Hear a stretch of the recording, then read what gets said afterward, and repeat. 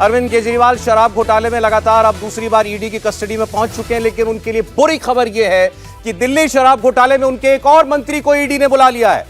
यह हैं कैलाश गहलोत, दिल्ली के परिवहन मंत्री हैं, दिल्ली के ट्रांसपोर्ट मिनिस्टर हैं और इस वक्त ये ईडी के हेडक्वार्टर में हैं। उन्हें आज ही समन किया गया था और अरविंद केजरीवाल की तरह उन्होंने अपने समन का असम्मान नहीं किया, पहुंचे हैं पूछताछ के लिए। अब सवाल यह है कि क्या कैलाश गहलोत के लिए भी आगे बुरी खबर है?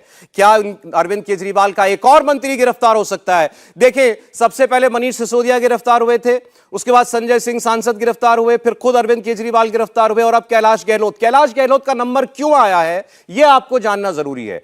दरअसल जांच एजेंसी का यह कहना है कि कैलाश गहलोत उस ग्रुप का हिस्सा थे जिसने इस शराब नीति का मसौदा यानी कि ड्राफ्ट तैयार किया था और उन पर इल्जाम यह है कि यह ड्राफ्ट तो उन्होंने तैयार किया, लेकिन उसके बाद इस ड्राफ्ट को उन्होंने दक्षिण भारत के उन शराब व्यापारियों को, जिसको ईडी साउथ लॉबी कहती है, उसको लीक कर दिया।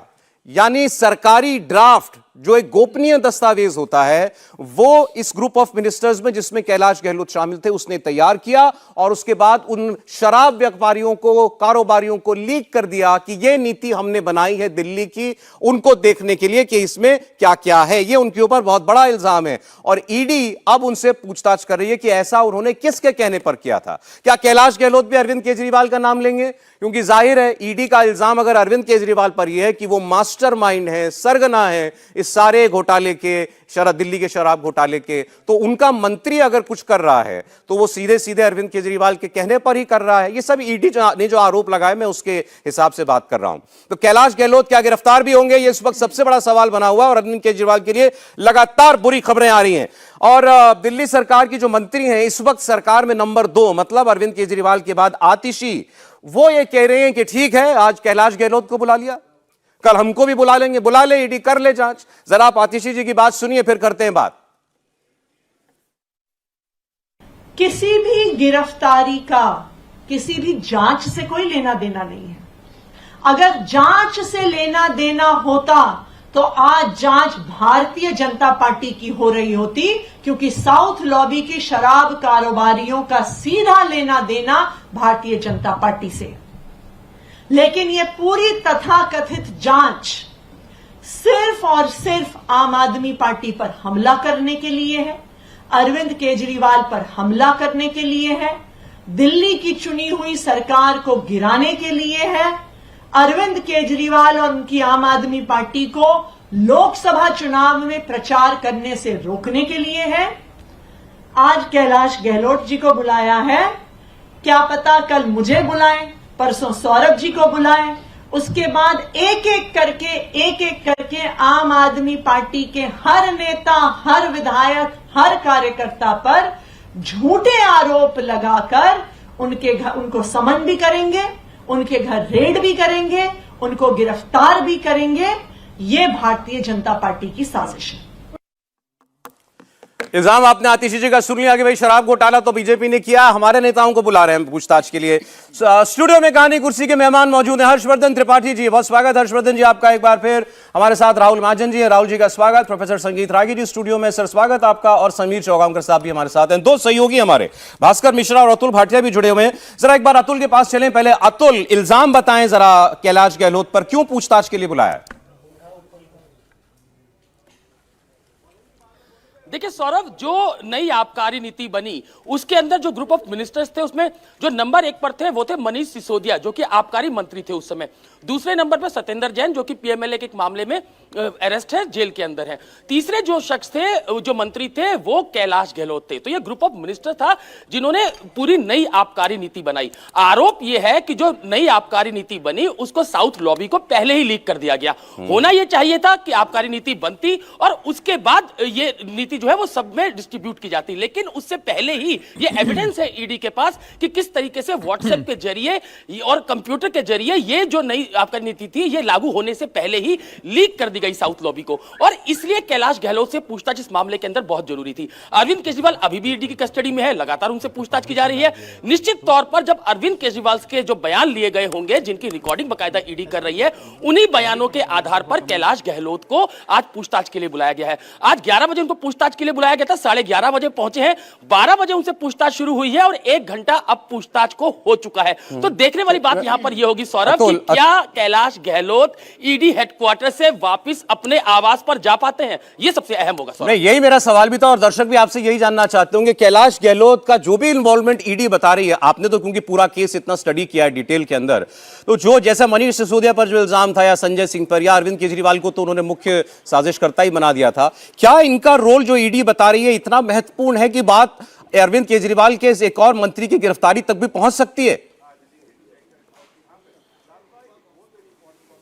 देखिए सौरभ, जो एविडेंस ईडी के पास है, मेन जो ग्रुप ऑफ मिनिस्टर था, मनीष सिसोदिया जो डिप्टी सीएम थे, आबकारी मंत्री थे, वो गिरफ्तार हो चुके हैं, और जो अरविंद केजरीवाल है उनकी गिरफ्तारी हो चुकी है। सत्येंद्र जैन वो अलग मामले में गिरफ्तार हो चुके हैं, हालांकि अभी शराब घोटाले में उनकी गिरफ्तारी सत्येंद्र जैन की नहीं हुई है। तो अभी क्योंकि कैलाश गहलोत आज ईडी हेडक्वार्टर पहुंचे हैं, आज ही सुबह उनको सम्मन दिया गया था, 11 बजे उनको बुलाया गया था, 11:30 वो पहुंचे, पूछताछ होगी, सबूतों के साथ पूछताछ होगी, जो एविडेंस जो ईडी के पास है उसके आधार पर पूछताछ होगी, जो अरविंद केजरीवाल से पूछताछ में बातें निकलकर सामने आई है उसके आधार पर पूछताछ होगी, और किस तरीके का जवाब कैलाश गहलोत देते हैं, उनकी जानकारी में कितनी चीजें थी, और क्या उनका फोन, निश्चित रूप से जो एनफोर्समेंट डायरेक्टरेट है, जो अधिकारी है, वो उनका फोन भी लेने की कोशिश करेंगे। जो फोन नई आबकारी नीति बन रही थी उस दौरान वो फोन यूज कर रहे थे, और जो करंट पे फोन यूज कर रहे हैं उसको लेने की कोशिश भी ईडी करेगी। तो अब देखने वाली बात होगी कि जो कार्रवाई जब पूछताछ आगे बढ़ती है तो उसके बाद ईडी इस पूरे मामले के अंदर क्या फैसला लेती है, क्या जो कैलाश गहलोत है वो ईडी हेडक्वार्टर से वापस निकल पाते हैं या फिर ठीक अतुल, देखिए बार बार जो अतुल बात कर रहे हैं, क्या कैलाश गहलोत कैबिनेट मिनिस्टर दिल्ली के एक और ईडी दफ्तर में गए तो जरूर हैं, बाहर आएंगे कि नहीं आएंगे, मतलब कहीं ईडी इनको गिरफ्तार तो नहीं कर लेगी, इल्जाम तो इन पर बड़ा गंभीर लगा हुआ है जो ईडी ने लगाया है। भास्कर मिश्रा हमारे साथ हैं, कितने महत्वपूर्ण मंत्री हैं ये कैलाश गहलोत, क्या ये भी खासम खास है अरविंद केजरीवाल के, और इस शराब नीति को बनाने में और दिल्ली में जो भी नई शराब पॉलिसी लागू होनी थी, क्या बड़ा रोल है इनका भास्कर? और देखिए, ये तो नोन फैक्ट है, एक जब शराब नीति बनाई जा रही थी तो उसमें जो ड्राफ्ट के लिए एक ग्रुप ऑफ मिनिस्टर्स बनाया गया था उसमें कैलाश गहलोत भी थे। जहां तक इनकी भूमिका सरकार में अगर आप देखते हैं तो मनीष सिसोदिया के जेल जाने के बाद एक तरह से ये नंबर 2 बनाए गए थे कुछ दिन के लिए, वित्त मंत्रालय भी इनको दिया गया था। अभी आतिशी से पहले वित्त मंत्री वही थे और उन्होंने बजट भी प्रस्तुत किया था, लेकिन उसके बाद सिनेरियो चेंज हुआ। आतिशी के आने के बाद सारे प्रमुख मंत्रालय उनको दे दिए गए और उनके पास जो सबसे प्रमुख मंत्रालय है वो ट्रांसपोर्ट है, उसके अलावा कोई बहुत ज्यादा महत्वपूर्ण मंत्रालय उनके पास में नहीं है, जो सीधा सीधा आम जनता के सरोकार के मंत्रालय हैं और जिसको आम आदमी पार्टी जनता के बीच लेके जाती है। ये स्थान हो गया इस मंत्री का इस सरकार में।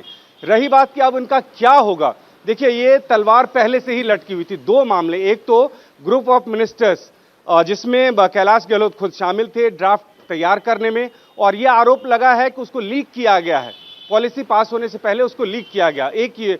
और दूसरा ये मामला है कि उन्हीं के घर पे विजय नायर रहता था।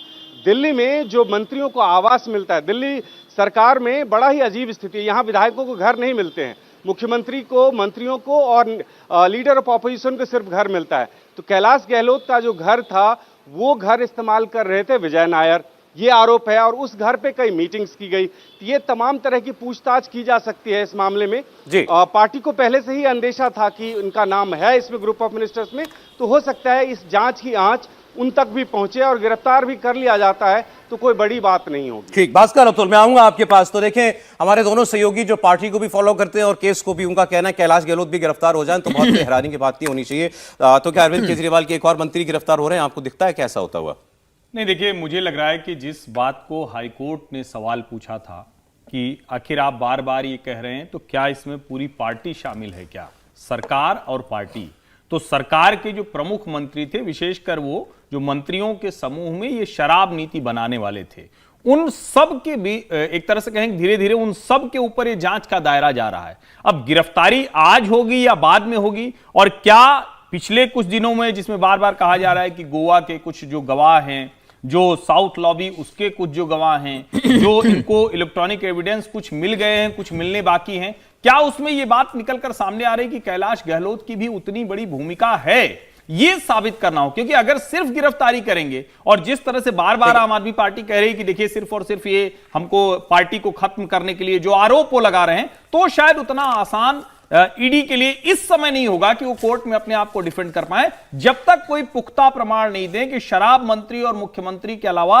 आप किसी और मंत्री को गिरफ्तार करें, सिर्फ वो जो ग्रुप ऑफ मिनिस्टर का हिस्सा है, तो उसकी भूमिका क्या है ये बताना पड़ेगा। भूमिका ये है कि पॉलिसी को लीक किया, नहीं, उसको लीक देखिए, अच्छा, अगर ये किया गया है जैसे उन्होंने बताया व्हाट्सएप के जरिए किया, कैसे किया, तो आपका फोन इलेक्ट्रॉनिक एविडेंस है, सबके फोन मांगे गए हैं, तो इनका फोन भी मांगा जाएगा अगर ये बात उसमें सामने आ जाती। दूसरा जो विजय नायर है वो बहुत इंपॉर्टेंट है। विजय नायर को आप ईडी का जो जितने दस्तावेज अभी आए उनको आप पढ़िए। विजय नायर को बताया गया है मिडलमैन वो कड़ी है जो कि ये शराब लॉबी, मतलब वो शराब व्यापारी इंडस्ट्रियलिस्ट जिनको फायदा पहुंचाने के लिए नीति बनाई गई, और दिल्ली सरकार और आम आदमी पार्टी के बीच का बिचौलिया। और वो व्यक्ति कैलाश गहलोत के घर पर रहता था, अरविंद केजरीवाल के घर के बिल्कुल बगल में। मतलब दिल्ली के कैबिनेट मंत्री ने क्यों अपना घर दे रखा था एक विजय नायर को, जो सरकार में शामिल नहीं है, उसको किस लिए दे रखा था? और वो शराब घोटाले के लिए में बहुत अहम कड़ी है। शराब घोटाले का ड्राफ्ट कैलाश गहलोत बनाते हैं और लीक करते हैं। समीर, ड्राफ्ट से ज्यादा मुझे लगता है कि अगर वो घर, जिसको बार बार कहा जाता है ना कि कोई अपराध हुआ, कोई कानून तोड़ा गया, तो उसके अड्डे के तौर पर, उसके एक स्थान के तौर पर अगर कैलाश गहलोत का घर वो एक साबित करने में ईडी कामयाब होती है, तब इनके ऊपर शिकंजा कस जाएगा। और अगर पॉलिसी भर किया और पॉलिसी से कुछ कहते हैं कि बदलाव भी हो गया, तब वो महत्वपूर्ण हो जाएगा। समीर जी कह रहे थे कोई अहम बात है इससे जुड़ी हुई। देखिए, कैलाश गहलोत के पास एक्साइज मंत्रालय नहीं था, लेकिन सबसे कड़ी उनके महत्वपूर्ण ये रही कि उनके घर पर वसंत कुंज में उनका पर्सनल घर है, वहां पर सबसे पहले बैठक हुई थी और यह एक्साइज पॉलिसी लाने की सलाह सबसे पहले कैलाश गहलोत ने मुख्यमंत्री और उप मुख्यमंत्री को दी थी। समीर महेंद्र नाम का जो व्यक्ति जो अरेस्ट हुए हैं, उनकी सबसे पहली बैठक नजफगढ़ के जो विधायक है कैलाश गहलोत, इनके वसंत कुंज के मकान पर होती है। वहां पर समीर महेंद्र की सबसे पहले बैठक, जो शराब व्यवसायी है, उसकी सबसे पहले बैठक, क्योंकि अशोक गहलोत की एक कंपनी है ब्रिक्स इंफ्रास्ट्रक्चर, कैलाश गहलोत की एक कंपनी है ब्रिक्स इंफ्रास्ट्रक्चर लिमिटेड, उनके परिवार की। इस परिवार के लोगों का, जिस कंपनी में जो डायरेक्टर है, इनका समीर महेंद्र के साथ किसी और व्यवसाय में व्यवसायिक हित जुड़े हुए। समीर महेंद्र उन लोगों के साथ अशोक गहलोत, कैलाश गहलोत के साथ मिलते हैं, इनके वसंत कुंज के घर में बैठक होती है। वहां पर समीर महेंद्र पूरा बताते हैं कि किस एक्साइज पॉलिसी बनाई जा सकती है। समीर महेंद्र इंडो स्पिरिट्स वाला, हाँ, वो और कैलाश गहलोत ये एक दूसरे से पहले से परिचित है। पहले से कैलाश गहलोत परिचित नहीं थे। कैलाश गहलोत की एक कंपनी है ब्रिक्स इंफ्रास्ट्रक्चर लिमिटेड, उनके परिवार की, उनके व्यवसायिक हित समीर महेंद्र की एक कंपनी के साथ जुड़े हुए पार्टनर उसमें।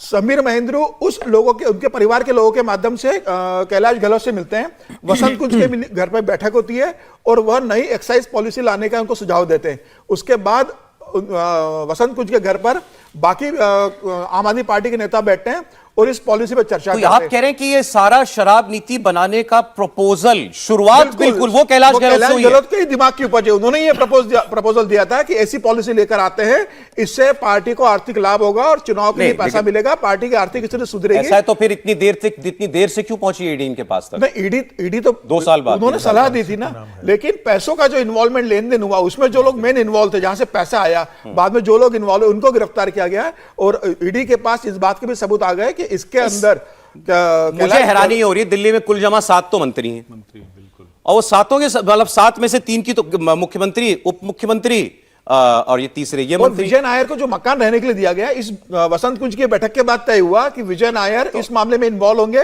अरविंद केजरीवाल की तरफ से विजय नायर पूरा काम देखेंगे और अशोक गहलोत ने फिर उन्हें अपने घर में रहने की बड़ा महत्वपूर्ण रोल बता रहे हैं। 2-3 चीजें हमारे को क्लैरिटी का। एक तो ये जो कैलाश गहलोत हैं, ये इनके पास लॉ डिपार्टमेंट भी है। कोई भी पॉलिसी जब बनती है उसमें लीगल लॉ डिपार्टमेंट, चाहे वो केंद्र में बन रही हो चाहे वो राज्य में बन रही हो, लॉ डिपार्टमेंट का बहुत बड़ा रोल होता है, उससे वेट की जाती है कोई भी पॉलिसी। तो इनका रोल वहां पे भी है कि जो पॉलिसी है उनके पास इसलिए भी आई हो कि वो वेटिंग होती है, लॉ मंत्रालय उसमें लीक करने के लिए थोड़ी आई थी, लेकिन नहीं, सुनिए तो वेटिंग करने के लिए आती है। दूसरी बात ये होती है कि कोई भी पॉलिसी जो होती है जब बन रही होती है, उससे पहले पब्लिक डोमेन में भी डाली जाती है कि ये हमारा ड्राफ्ट पॉलिसी है, लोगों के कमेंट्स के लिए डाली जाती है। तो वो वहां तक कोई इलीगल चीज नहीं है। इलीगल काम तब होता है जब आप कोई पर्टिकुलर पॉलिसी किसी पर्टिकुलर व्यक्ति को दे रहे हैं, उसके बाद उसके सजेशन से, जो कि कोई कंपनी है, चेंजेस कर रहे हैं। वही तो हो गया ना ये। नहीं, मैं वही बता रहा हूं। वहां पे अगर इनका रोल है, कैलाश जो ये मंत्री हैं कैलाश गहलोत का, वहां पे वो प्रॉब्लम आएगी अगर ये इस्टेब्लिश। और दूसरी बात ये भी है कि पॉलिसी डॉक्यूमेंट लीक कर देना, वो जो है वो ईडी के उसमें नहीं आता। फिर वो अलग केस हो जाएगा, सीबीआई वो सीबीआई का केस हो जाएगा। या अच्छा, वो साजिश वाला मामला हो जाएगा। 2019 में इनका रेट पड़ चुकी है। ईडी का केस, देखिए ईडी का केस तब आएगा अगर पैसा इन्वॉल्व होगा, पैसे को उन्होंने। सर आप बोलिए, फिर मैं एक बार भास्कर के पास जाऊंगा, एक क्लैरिफिकेशन ले लेंगे जो राहुल जी ने बात बोली। देखिए अभी जैसा इन्होंने कहा ठीक है, ये इतनी बात तो ठीक है, लेकिन शराब नीति जो है वो पब्लिक डोमेन में नहीं लाया गया था। ये इसको पब्लिक डोमेन में ला करके उनकी राय पूछी जाए तो इस प्रकार की चीज़ें शराब नीति में कम से कम नहीं हुई थी। ये चीज़ें जो है वो तो कैबिनेट को भी शुरू में पता नहीं था कि शराब नीति इस प्रकार की दिल्ली की बन रही है। ये मूलतः ये जो दो ग्रुप ऑफ मिनिस्टर कुछ थे उन्हीं तक ये बातें सीमित थी। ये बाद में जाकर के जब ये सारा राज खुला तब जाकर के दोबारा ये कैबिनेट में रेट्रोस्पेक्टिव ये से इसको अप्रूव किया गया है। ये अपने आप में एक साजिश के तौर पर निकल करके आता है। दूसरी बात जो ये कह रहे थे वो सही है कि जो रहने का घर दिया है उसको माना गया है कि वो बहुत क्रिमिनल ये है चीज है, क्रिमिनल एक्ट है, और उसके लिए सीबीआई अलग से इन पर केस दायर कर चुकी है, उस पर इन्वेस्टिगेशन ऑलरेडी चल रहा है। तीसरी बात है इन्फोर्समेंट डायरेक्टरेट को यह है कि ये इन्होंने एक सिम यूज किया है, लेकिन जो इंटरनेशनल मोबाइल जो ट्रैकिंग के लिए होता है IMEI नंबर, ये 3 हैं। तो ये बदले क्या मोबाइल सेट बदला गया है? सिम तो एक ही है, लेकिन ये IM नंबर जिनका बदलता हुआ मिला है। ईडी ने कहीं ना कहीं इसको ट्रैक करने की कोशिश की है। तो कहीं ना कहीं ऐसा लगता है कि ये उसमें इन्वॉल्व्ड हैं, और मुझे लगता है कि गिरफ्तारी आज नहीं तो कल इनकी भी तय की भी होगी। भास्कर साहब, अभी जो यहां बात हो रही थी कि भाई इन्होंने पॉलिसी बनाने में इनका हाथ था, लीक करना क्या क्राइम है? क्योंकि अभी यहां चर्चा हो रही थी कि भाई पब्लिक डोमेन में तो पॉलिसी को डाला ही जाता है। दूसरा, क्या इनका इन्वॉल्वमेंट कहीं कोई पैसे जो भी पैसा बताया गया रिश्वत का आया 100 करोड़ रुपया या चुनाव में खर्चा गया, उसमें कहीं इनका रोल देख रही है क्या ईडी? वरना ईडी क्यों बुला रही है इनको? भास्कर। और देखिए, ईडी को पहले जो आरोप लगाया गया है ईडी के द्वारा अभी तक, सभी कड़ियों को जोड़ना पड़ेगा। शराब नीति क्या है और कैसे बनाई गई है, किसके कहने पे बनाई गई है, शुरुआत यहीं से होती है। और किसके कहने पे क्या उस नीति में बदलाव किया गया, वो सजेशंस किसके द्वारा दिए गए थे और उसको कैसे अमल में लाया गया। जहां तक पॉलिसी को पब्लिक डोमेन में लाने की बात है तो ये भी एक अलग आरोप है। जो सजेशंस आए थे वो भी आम आदमी पार्टी के जो बहुत सारे अपने ही लोग हैं उन्हीं लोगों के सजेशन थे, उन्हीं को शामिल किए गए थे। अच्छा, ये सब आरोप हैं, लेकिन ईडी को ये शामिल करना पड़ेगा सभी कड़ियों को एक साथ लेके कि ये पॉलिसी कैसे बनी, कहां से बनी, किसकी क्या भूमिका थी। जो आरोप है कि लीक कर दिया गया, पहले ही साउथ लॉबी को दे दिया गया, तो वो किसके द्वारा दिया गया? पैसे का ट्रांजैक्शन बाद में आता है, लेकिन पॉलिसी फॉर्मेशन से लेके और लास्ट में पैसे के ट्रांसफर तक की जो कड़ी है उसको जोड़ा। अरे ये बताइए कि इनका घर कैसे पहुंचा? विजय नायर के पास इनका घर कैसे पहुंच गया था?